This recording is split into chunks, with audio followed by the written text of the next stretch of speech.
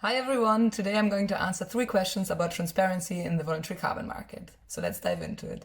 The first question is, can anyone trade carbon credits? Why is there controversy around it? So let's recap.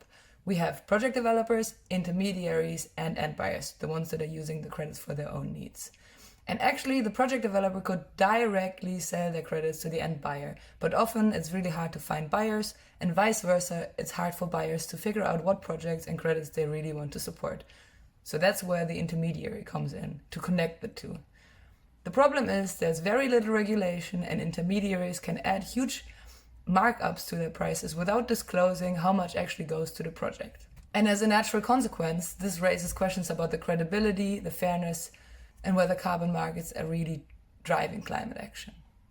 Is it true that you can trade the same carbon credit many times? Yep. A single carbon credit can be sold and resold multiple times before it's officially retired. That means that a project developer can sell their carbon credit at a price of 10 euros, and then it changes hands so many times that the final buyer might end up paying 50 euros. And that all to say that the original project only received 10 euros for that credit.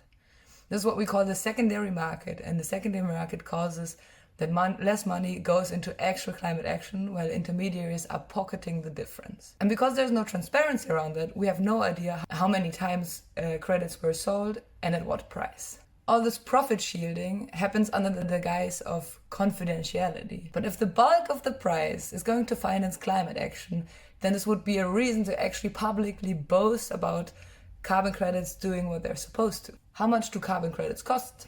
Who controls the price? And is it standardized? Prices in the voluntary carbon market are anything but standardized. There are many factors that are determining the price of credits. Some assume that high quality carbon credits are being sold at high prices, but there's limited evidence for that. Because, of course, if the investment that you need to take the project off the ground is high, then you also need to sell the credit at a higher price to get a reasonable return of investment.